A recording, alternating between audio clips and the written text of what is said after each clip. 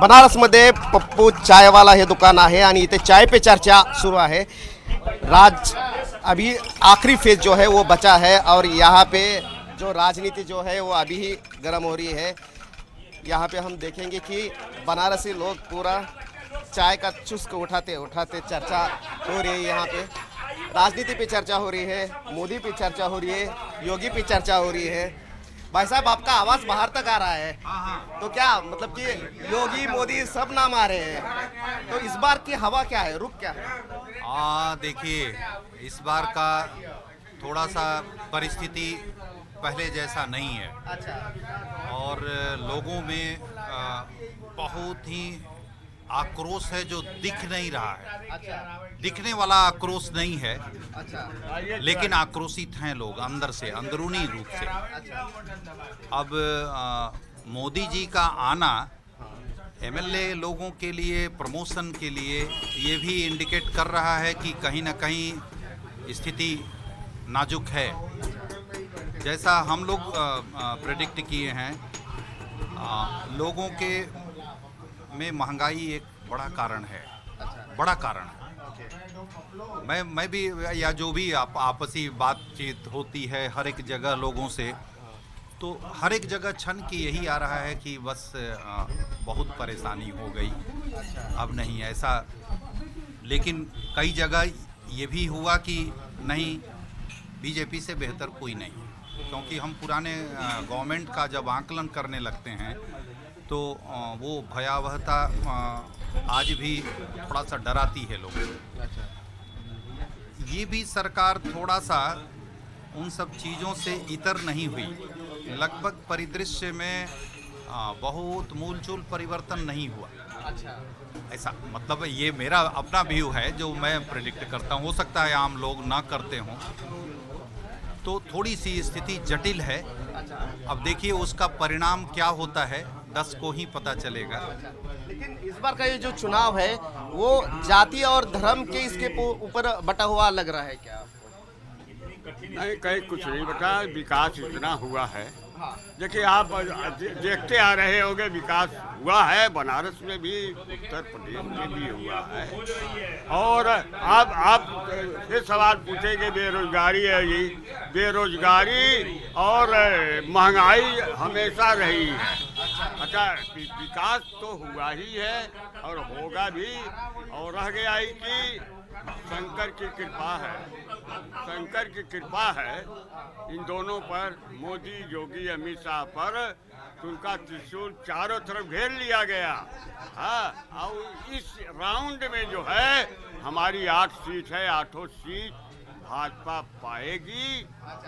और उत्तर प्रदेश में योगी क्या मुख्यमंत्री रहे। बेरोजगारी का मुद्दा है युवाओं के बीच में, हम जब घूम रहे थे तो उसको कैसे ये कर पाएंगे? बेरोजगारी तो मुझे कहीं नहीं दिखती है। ये चाय वाला है मनोज, मंत्री जी आते हैं, 3 दिन से आ रहे हैं नेता मंत्री, और फोटो खिंचाने के लिए तरस रहे हैं। तो बेरोजगारी तो मुझे कहीं नहीं दिख रही है। नेता का अपना रोजगार चल रहा है, जनता का रोजगार चल रहा है, और 5 किलो अनाज मिल रहा है। अगर अनाज बैठे बैठे मिल जाए तो फिर हमें कमाने की क्या जरूरत है हिंदुस्तान में। इसलिए इस देश को बेरोजगारी अब कोई समस्या नहीं है। इस देश में, इस देश की समस्या कुछ और है। वो समस्या यह है कि 2.5 फुटी पैदल गली, 5 फुटी है कार, और दिल्ली तेरी नीतियां काशी में बेकार। इस देश की समस्या, इस देश का ज्यादा बोलना है। बोलने वाले ज्यादा हैं, सुनने वाले कम हैं। यही एक समस्या। काम करने वाले, काम करने की जरूरत। काशी में आप हैं और काम की बात कर रहे हैं। कर्म, ये देखिए, भोग मोक्ष संभाव भूमि है, ये निष्कर्म भूमि है। काशी में जो कर्म करता है वो नष्ट हो जाता है, वो दुखी होता है। और हिंदुस्तान कभी काम नहीं किया।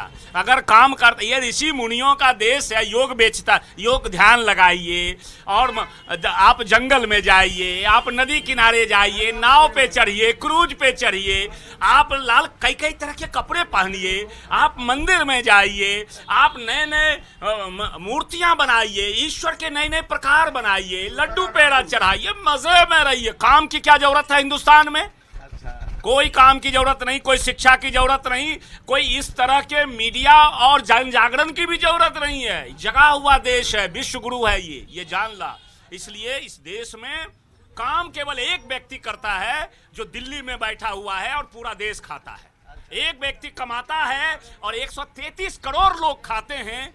पृथ्वी और इस सभ्यता में ऐसा कभी घटित हुआ ही नहीं। ये सब ये ज्ञान, ये सारा ज्ञान इनको 7 वर्षों में ही प्राप्त हुआ है। ये भी आप जान लीजिए। ये हिंदी विभाग के अच्छी हिंदी बोलते हैं, लेकिन कभी कभी गड़बड़ा जाते हैं।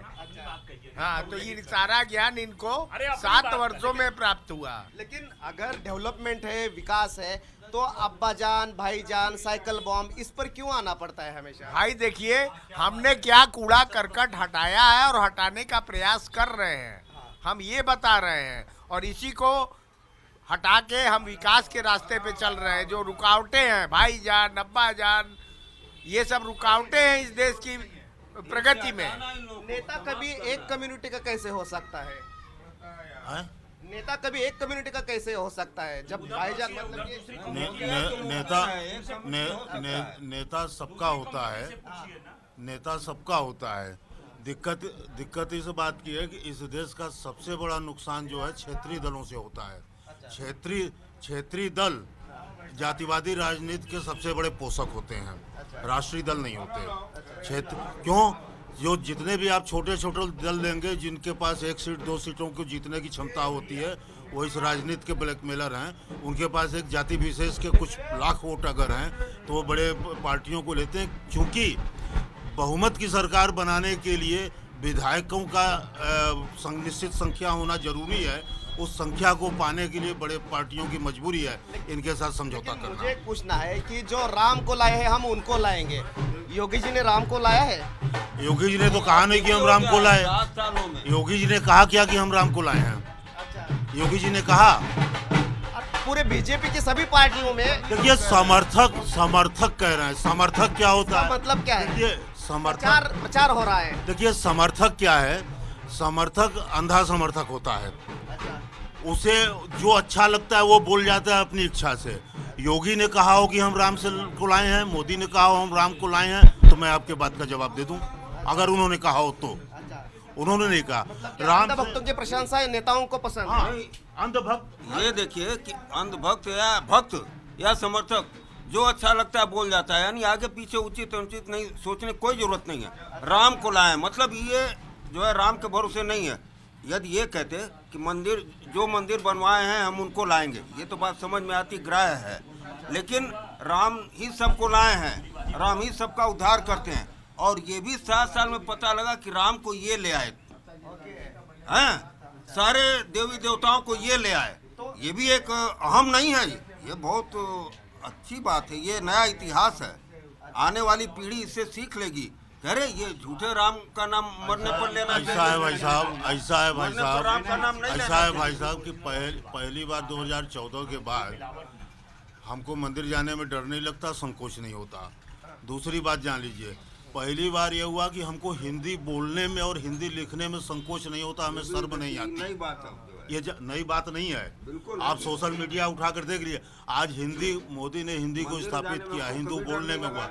और मंदिर हम जाते हैं, निश्चिंत जाते हैं, किसी भी क्षेत्र से जाते हैं, और कोई वर्ग 5 साल में दंगा नहीं हुआ, कोई भी अपने मस्जिद भी डर के नहीं जाता। दंगा दूसरी चीज है। अरे रुको यार, तो मुझे पूछना है कि कब तक सिर्फ राम मंदिर और बनारस के आर्डर पे ही चुनाव होता है? सर, आपने भी कहा राम को लाएं, न तो हम राम को लाएं न शिव को लाएं। वो हैं तो हम हैं, वरना कुछ भी नहीं। ये तो गलतफहमी है। वो हैं तो हम हैं, बाबा हैं तो हम हैं, वरना हम कुछ भी नहीं। अभी तक जो आप लोग भूले हुए थे कि वो नहीं है और इधर उधर बहक रहे थे, तो उसी को स्थापित किया गया कि नहीं, राम भी हैं, शिव भी हैं, इसलिए आप भी रहिए। यही ये मोदी जी के, मोदी जी की वजह से एकदम सुन ला कि विश्वनाथ की गली में पिज्जे का व्यापार और नई चाल में ढल रहा काशी का बाजार। काशी का बाजार नई चाल में ढल रहा है। बाबा पहले भी थे, आज भी हैं। अंतर हो गया है कि पहले छोटे छोटे फूल माला, छोटे छोटे अपने जो भक्त थे उनके साथ रहते थे, अब हाईटेक के साथ रहते हैं। अब जो रहते हैं बगल में कैफे है, पहले चाय दुकान थी अब कैफे है, पहले बाटी चोखा था वहाँ पिज्जा बिक रहा है, पहले लोकल थे अब बड़े बड़े सेठ उसमें आ रहे हैं, धन्ना सेठ। पहले वहाँ कार नहीं, पहले पतली गली से पांव पैदल कबीर से अब तक लोग पहुँचते थे, अब वहाँ पर बड़ी बड़ी मर्सिडीज और बड़ी बड़ी कारियाँ, टेस्ला की कार पहुँच जा रही है। पहले आम जन ज्यादा जाते थे, अब नेता और पूंजीपति आ रहे तो उससे विकास हुआ है। विकास ये हुआ है कि जब मोटा जजमान काशी में आता है तो मोटी दक्षिणा मिलती है, और काशी दक्षिणा दान दक्षिणा का शहर है, यह कफन का शहर है, यह मोक्ष का शहर है। तो बाबा के पास आइए और सुनिए, इस शहर की दो चीजें सबसे महत्वपूर्ण हो गई है, टिकट और टिकटी। भगवान के दर्शन के लिए टिकट चाहिए, अब मसान के लिए टिकटी, दोनों का रेट थोड़ा हाई हो गया है। अगर उस पर कंसेशन कर दें ये यहाँ के जो सांसद हैं तो अगली बार तो उन्हीं का है। केवल टिकट और टिकटी पर कंसेशन की जरूरत। वक्तव्य से यही लगता है, इनके वक्तव्य से यही लगता है कि मानव पाषाण युग में ही सुरक्षित था और सही था, सुखी था। ये जो विकास हुआ ये धीरे धीरे विनाश की ही तरफ गए हैं। लेकिन ये विकास में बनारसी कहाँ पे है? एक्चुअली देखिए, ये विकास, ये सब बातें जो भी लोग कर रहे हैं, इससे कोई सरोकार नहीं इस इलेक्शन का। जहाँ तक मैं देखा हूँ, अपना मेरा नजरिया है, पॉलिटिकल पजल्डनेस है, लोग पजल्ड हैं पॉलिटिकली, चाहे वो कोई दल हो। राजनीतिक तौर पे लोगों के अंदर एक क्षुब्धता आई है हर दल के प्रति। अब वो इकोनॉमिकल पजल्डनेस जो है, जो इकोनॉमिकल क्षति है, या लोगों के अंदर एक डरावना माहौल है, अनसर्टेनिटी का दौर है, उसके आधार पे अगर आकलन किया जाए तो किसकी सरकार बनेगी बिल्कुल कोई नहीं प्रेडिक्ट कर सकता। दिख रहा है कि अखिलेश के साथ इतने, योगी के साथ इतने, मोदी के साथ इतने, लेकिन वो जा कहाँ रहा है। कहीं ऐसा हमको कभी कभी ऐसा डर लगता है कि जैसे मोदी जी या पूरा बीजेपी का जो एक चालाकी वाला पैटर्न 14 से लेके अब तक चल रहा है, कहीं ऐसा पैटर्न पब्लिक ने तो एडॉप्ट नहीं कर लिया, क्योंकि कुछ क्लियर नहीं हो रहा है और साउंड है पब्लिक। अब उसमें इकोनॉमिकल क्राइसिस भी हो सकता है, महंगाई भी हो सकता है, बहुत सारी चीजें काउंट कर रही हैं। देखिए क्या होता है। बिल्कुल। क्या लेकिन लगता है आपको कि ये योगी और मोदी की सरकार में, क्योंकि हम जब घूम रहे हैं तो लोग मोदी नाम ले रहे हैं, योगी का नाम कम ले रहे हैं, ऐसा क्यों है? अगर राज्य के प्रमुख योगी है तो योगी से ज्यादा मोदी का डंका क्यों बज रहा है?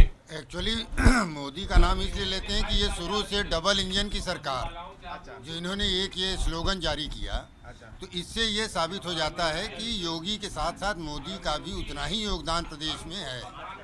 तो इसलिए ये लोग मोदी का ज़्यादा नाम लेते हैं, क्योंकि वो यहाँ के सांसद भी हैं, तो उनका वर्चस्व चाहते हैं कि पहले उनका प्रेफरेंस रख के और साथ में योगी को रखा जाए, तो मोदी को भी महत्व दिया जाता है। और अभी एक आपने छोटा सा सवाल वहाँ पूछा लोगों से, वो जवाब दे रहे थे कि राम को लाए हैं, ये इनका एक स्लोगन आप पूछ रहे थे। तो ये देखिए सिंबॉलिक है, राम का मंदिर जो ढांचा स्ट्रक्चर जो गिरा था, तो भगवान की मूर्ति तो इंसान ही बनाएगा, वो भगवान नहीं बनाएंगे। इन लोगों ने उसको ट्विस्ट कर दिया बात को, राम को लाए हैं नहीं, राम की मूर्ति, राम के मंदिर, राम के स्थान, उसको हमने पुनः लाया, न कि हमने राम को लाया।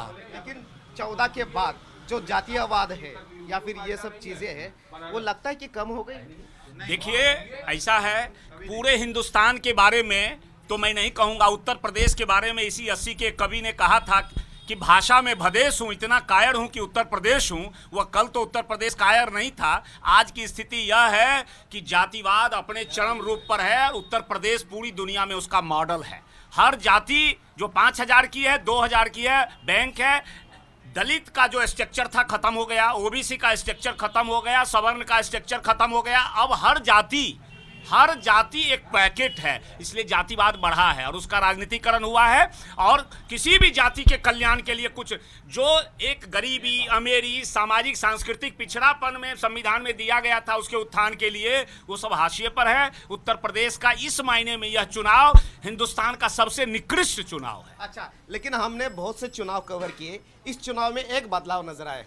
गरीबों के घर में अनाज पहुंचा है? देखिए, गरीबों के घर में अनाज 7 साल में ही पहुंचा है, जैसे और चीज पहुंची है। मैं तो कहता हूं कि इस देश के मनुष्य, इस उत्तर प्रदेश के नागरिक 7 साल से ही रोटी चावल खा रहे हैं। पहले घास खाते थे, भूसा खाते थे, खड़ी खाते थे, चुनी खाते थे। क्यों? आप सामान्य सी बात है, ये एक वेलफेयर स्टेट है। आजादी के बाद से ही गरीबी रेखा के नीचे रहने वाले लोगों को हमेशा अनाज मिला, और यहाँ सरकारी गोडाउन इस देश में है, किसान अन्न बनाकर रखते हैं, सरकार उसको बांटती है, वही सिलसिला है। अभी कोविड आ गया तो कोविड की जो क्राइसिस है उसमें अनाज 80 करोड़ लोगों को इस सरकार ने दिया। लेकिन सुन लीजिए एक बात, आप सुन लीजिए, जो सबसे महत्वपूर्ण बात है जो नहीं कोई बोलता है, आप वही बोलवाना चाहते हैं जो सुनना चाहते हैं, कि 80 करोड़ लोगों को इस देश में 3 साल के लिए जो अनाज मिला, उसके पीछे एक कारण यह भी था कि उसकी जेब इतनी कमजोर है 80 करोड़ की, कि अगर एक महामारी या एक झटका लग जाए तो 2 साल 3 साल 4 साल वो अपने जीवन को चला नहीं सकता है। हिंदुस्तान अभी बहुत नीचे है, बहुत नीचे है आर्थिक स्थिति में, इसलिए सरकार को देखना पड़ा। आर्थिक स्थिति इन्होंने बताई है, लेकिन उत्तर प्रदेश बाकी राज्यों की जैसा क्यों नहीं बनता है? महाराष्ट्र में अनाज का मुद्दा नहीं है, लेकिन यहाँ पे अनाज का मुद्दा क्यों है? 70 साल के बाद भी आप जैसे लोग हैं जहाँ, वहाँ पे कहाँ हो पाएगा? ये बता रहे थे कि अभी इसके पहले लोग भूसा खाते थे, तो वो भूसा जो घास भूसा खली खाए हुए हैं, तो वो चीजें उनके दिमाग में आई हैं, वो निकल रही है। अब आज अनाज देख लिए तो डिफरेंस समझ में आ रहा है कि अनाज खाने से क्या मिला और घास भूसा खली खाने से क्या मिला। गरीबी ज्यादा है, यहाँ जो है लोगों की आय जो है वह कमजोर है, इसलिए यहाँ ये बहस में चीजें आ जाती हैं। महाराष्ट्र में नहीं है, केरल में नहीं है, पंजाब में नहीं है। जहाँ का आय स्तर होगा, इंडस्ट्रियलाइजेशन है महाराष्ट्र में, वहाँ औद्योगिकरण है, कल कारखाने हैं। यहाँ हमने क्या खोला है? तो जो जिस खेती पर हम निर्भर रहे, और ज्यादातर जो मजदूर वर्ग है, जो भैया एक्सप्रेस से बंबई दिल्ली से भाग के आए, अगर उनको अनाज नहीं मिलता, उधर जॉब नहीं है, इधर अनाज नहीं मिलता, तो मर जाते सब। इसलिए अनाज वही पूछना कि यहाँ पे इंडस्ट्री क्यों नहीं है, तो फिर क्या करे ऐसे समाजवाद का और क्या करे ऐसे बीजेपी का? इंडस्ट्री है यहाँ पर, है, कौन कहता है इंडस्ट्री, लेकिन दूसरी तरह का है। देखिए, नेहरू पहले प्रधानमंत्री ने एक नारा दिया था कि इस देश के कारखाने ही मंदिर हैं। आज के हमारे प्राइम मिनिस्टर कहते हैं कि मंदिर ही कारखाना है। तो मंदिर सबसे बड़ी इंडस्ट्री है, सरकार देखिए ट्रस्ट में ले लिया है और उससे एक अच्छी कमाई हो रही है। अब मंदिर कारखाना है, पहले कारखाना मंदिर था। ये जो हिंदुस्तान का फर्क है, और इसको जनता ने चुना है। तो जो आप चुनेंगे वही खाएंगे, रोटी चुनेंगे रोटी खाइए, घास चुनेंगे घास। मंदिर का ही नाम लिया था और किसी चीज मस्जिद और गुरुद्वारे या और अन्य किसी चीज का नाम नहीं लिया था, मंदिर का ही नाम लिया था, क्योंकि टारगेट पे मंदिर ही है। और इनके टारगेट पे हैं, इनसे पूछिए कि ये चाय की दुकान पे बेरोजगार हैं तो क्यों हैं, और रोजगार अगर आएगा तो इनके पास क्या नक्शा है? काशी में हम बेरोजगार तो कांग्रेस के शासन में हुए, हमारी शिक्षा दीक्षा कांग्रेस के शासन में हुई है। मोदी का ही नाम क्यों लिया जाता है, योगी का क्यों नहीं? ये बाइफर्गेशन तो मोदी के मानसिकता के द्वारा ही हुआ। तभी तो आखिर एक सीएम के कंधे पे 2-2 वाइस सीएम बिठा दिया गया। और लोगों का ये भी मानना है कि योगी जी को फ्री हैंड नहीं दिया गया। ये हम ही नहीं कहते, आम जनता भी कहती है, और दबे जुबान से भाजपा के हमारे कुछ मित्रगण भी कहते हैं, सदस्य भी बोलते हैं। तो मोदी को फ्री हैंड नहीं मिला, या एक सीएम को जो 5 साल कार्य किया, हम उसके बदौलत इलेक्शन नहीं लड़ रहे हैं। ये पॉलिटिकल त्रासदी है। इसका परिणाम क्या होगा आने वाला समय बताएगा। पॉलिटिकल त्रासदी है। मोदी का नाम क्यों लिया जाता है ये मैं बता रहा हूँ। हमेशा केंद्रीय नेतृत्व का नाम लिया जाता है। नेहरू का नाम लिया जाता था, इंदिरा गांधी का लिया जाता था, राजीव गांधी का लिया जाता है, आज जो है राहुल और प्रियंका का नाम लिया जाता है। स्टेट में आई है तो मायावती और मुलायम सिंह का लिया जाता है, इसलिए केंद्रीय नेतृत्व का नाम लिया जाता है। केंद्रीय नेतृत्व के ऊपर भरोसा करके देश की जनता सरकार चुनती है। मोदी जी यूपी क्यों नहीं चलाते? क्यों? वो प्रधानमंत्री है, यूपी पूरा देश चला रहे हैं। तो फिर सभी राज्यों का बोझ उनके कंधे पे क्यों है? क्या पूरे देश का बोझ है मोदी जी के कंधे पे है। दार्शनिक आदमी है, उनसे बात करिए। क्या मतलब कि अभी जो अखिलेश बोल रहे हैं कि उनकी साइकिल चल रही है, कमल बोल रहे हैं कि खिल रहा है, लेकिन यहाँ का क्या? देखिए, पहली बार जो है इस देश में जातिवाद टूटा। 2017 में जातिवाद टूटा और राष्ट्रवाद प्रबल होकर के आया। तो फिर ये धर्मवाद, मैं यह मानता हूं कि आज भी राष्ट्रवाद जो है चुनाव के केंद्र में है। और जो भी राष्ट्रवादी पार्टियां होंगी राष्ट्रवाद को लेकर चलेंगी, वही जो है सत्ता में आएंगी। राष्ट्रवाद जो है वही चलेगा क्या? अभी क्या लगता है? राष्ट्रवाद कब नहीं चल रहा था? अच्छा, राष्ट्रवाद से ही देश आजाद हुआ है भाई साहब। आज कहाँ राष्ट्रवाद है? आज तो दौलतवाद है। बात समझ रहे हैं? आस्ती में अब कहाँ पलते हैं सांप, दोस्त बनकर साथ में चलते हैं सांप। है यहाँ दीवार उधर संदल सिफत, हर जगह हर मोड़ पे मिलते हैं सांप। ये दौलतवाद, आदमियत जिस जगह से मिट गई, आदमी के शक्ल में मिलते हैं सांप। ये स्थिति हो गई भाई साहब। और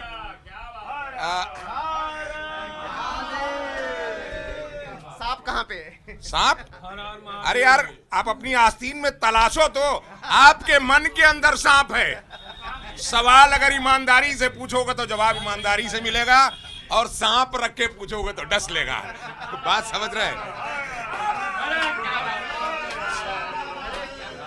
बात समझ रहे हैं ना? ये स्थिति है। 4 पंक्तियां और हम पढ़ रहा हूं भाई साहब हालात पर, के कल से भी बुरे आज मेरे हाल हो गए, और वो समझ रहे हैं कि खुशहाल हो गए।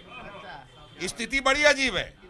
कल से भी बुरे आज मेरे हाल हो गए, और वो समझ रहे हैं कि खुशहाल हो गए। अरे कैसे समझ ले, मुल्क तरक्की पे मेरा है, बच्चों को मिले दूध कई साल हो गए भाई साहब। ये स्थिति है। हाँ, जो दौलतवाद वाले हैं वहाँ खुशहाली है, कोई बात नहीं है ना। और अभी घास की बात हो रही थी भाई साहब घास घूसा कह दिए। भाई साहब घास, उन्होंने राणा प्रताप का अपमान किया है, ईमानदारी से अपमान किया है। घास की रोटी राणा प्रताप ने खाया है। सब्रो वफा का जाम करीने से पिए हैं, हर हाल में जीने का अहद दिल में लिए हैं। ठीक है, हमारा देश है, कोई चलावे, लेकिन हर हाल में उसको अपना नेता मानते हैं और देश को चलाते हैं। सब्रो वफा का जाम करीने से पिए हैं, हर हाल में जीने का अहद दिल में लिए हैं। 2 जून की सूखी हुई रोटी पे सूख रहे, पुरखे तो यहाँ घास की रोटी पे जिए। बात समझ रहे हैं? ये स्थिति है भाई साहब। बहरहाल शुक्रिया, बहुत बहुत शुक्रिया। घास की रोटी भी जी रहे हैं। अरे ऐसी आवाज का डेट है, ऐसी लागी, एक मिनट, ऐसी लागी लगन, मोदी हो गया मगन, और गली गली मोदी योगी गाने लगे। ऐसी लागी लगन, हर हर ये है बनारस। यहाँ पे सभी रस जो है वो दिखते हैं। कैमरामैन राजेश के साथ रामराज शिंदे, जी मीडिया, वाराणसी। छत्रपतींचा विचार म्हणजे